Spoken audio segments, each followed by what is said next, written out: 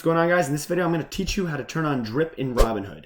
So what is DRIP? DRIP stands for Dividend Reinvestment Plan, which means every time you get a dividend payment, that payment, whether it be a couple of cents or a dollar or more, will go back into your investment. You'll actually buy a fraction of a share. Well, you personally won't. The plan does it for you. It will automatically buy a fraction of that share and add it to your overall position.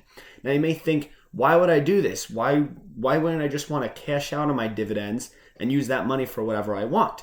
Well, depending on your age and your goals with investing, you might want to turn DRIP on. If you're someone who's in your 50s or 60s, 70s, you're coming closer to retirement, you want to start taking some of your earnings. Maybe you have a couple $1 million saved and you're making $50,000, $60,000, $70,000 a year just off dividends. This may not be for you, and that's perfectly fine. But if you're someone younger like me, you might want to consider turning on DRIP. I have DRIP turned on in my brokerage, which is TD Ameritrade, but Robinhood, which is another popular broker that everyone uses as well, also has this option. And I want to show you guys how to do it, because this could make you a lot of money. All right, so if you already know what DRIP is and how it works and why it's a major benefit, you could skip ahead and just see how to turn it on Robinhood and be on your way. But for those of you who don't know exactly what DRIP is or really how powerful it is, we're gonna jump onto the computer. But before that, smash that like button and subscribe if you haven't already. You guys really help my algo like that. Anyways, let's jump back to the video. So we're on the computer. This site, I know what you're thinking. This looks very out of date, but we care about the information. It has really good information here. So DRIP returns calculator. We're going to put in a dividend stock, something like TD, which is TD Bank, Canadian bank. We're going to look at the returns from January 1st, 2000, all the way to January 1st, 2021. So that's 21 years. It has a chart that's investing $10,000. Let's make this bigger so we can see exactly what we're looking at here. And first, we're going to go down here. We're going to look at this one. This is if you do not reinvest your dividends. So this is without dividends reinvested. If you put $10,000 into TD Bank, over the course of 21 years, that $10,000 turns into $62,000, almost $63,000. So now you're thinking that's a pretty good return. But let's keep looking. So the price started at $13. Your end price is $56. And your dividends collected per share was a whopping $26 per share. Total return, you see right here, 528%. Again, 528% over 21 years, that's not that bad. You're averaging a little more than 9%. Now, what happens if you turned DRIP on 21 years ago? Here it is, guys, $95,000. You can see right here, this is with you reinvesting your dividends.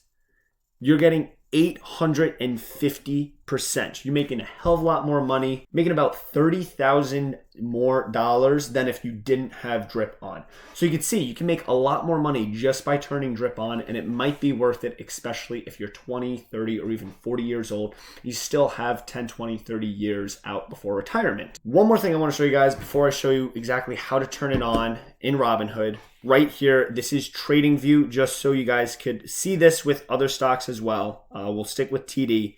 This shows you exactly how much you made. This shows you the price chart, but down here you could turn on the percentage and you could see exactly what percentage you've made. So right here, over the course of, this is also about 21 years, 390% is what it says here. It's not exactly the same as this because, we don't have the exact date. I tried to get to the exact date. It's somewhere around there, But if we go here, adjusted, so this adjusts data for dividends. So this is if you were to reinvest, you can see that. You see how it's getting close to that 900%. So it's fun to mess around with that as well. And you can check out, certain stocks we could look at. I know Target is another good one. So you can see Target 800%. If we turn DRIP off, only around 500%. So it's a major difference, guys. But now let's jump onto Robinhood. All right, so I have my phone right here so you can follow along with me. You're probably on this screen, which down here is this one, right?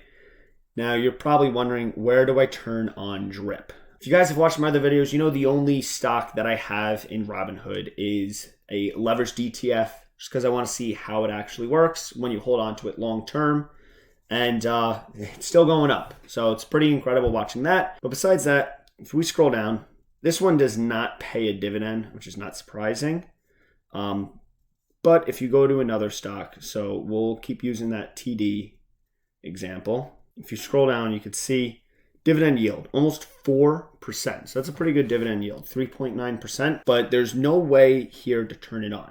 If I were to go, let's say I buy this, right? There's no way during like the buying for you to choose to turn on a dividend reinvestment. You can see right here, we could choose our market orders, whether we want to buy in dollars or buy in shares. We could turn on reoccurring investment, which means, you know, you put in another $50 and it's just going to go into TD, but that's not taking the actual dividends. So where is that? So let's go back. And what you want to do is you want to click over here where the person is. So you click on that, and if you scroll down, you can see right here, dividend reinvestment disabled. Hit enable, and then it'll show you right here, dividend reinvestment, grow your investments over time by automatically reinvesting your cash dividends.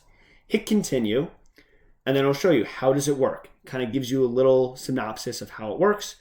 Automated reinvestments will reinvest any cash dividends that you earn on the next market day, and you even have the option to pause it if you want for individual stocks at any time. Say you have a huge position in, I don't know, Johnson & Johnson, and you want those dividend payments for whatever reason. You don't want it to be reinvested. You can turn that off for that stock alone, and the rest can continue to have drip turned on. So we're going to hit continue. Little drip agreement, hit accept. There you go. That's it. It's that easy. You're enrolled. Going forward, dividend payments you receive will be automatically reinvested. You can always edit your reinvestment in settings. So hit done, and that's it. You are now enabled. Let's go to edit, see what that looks like. So again, I have a leveraged ETF that doesn't pay dividends. So this really isn't doing anything for me right now. But if you had maybe 10 different dividend stocks, it's right here in the settings. So all you have to do is turn it off, and then that won't be reinvested. So any dividend payment I get from whichever stock that I turn off, that will actually go into cash and it won't be reinvested. And then you can turn on all the ones you want to turn on. You may have some stocks that don't pay dividends. Why does it give you the option? Why do I have the option to turn on a leveraged ETF? Why do I have the option to turn on, say if I bought Facebook and that doesn't pay dividends?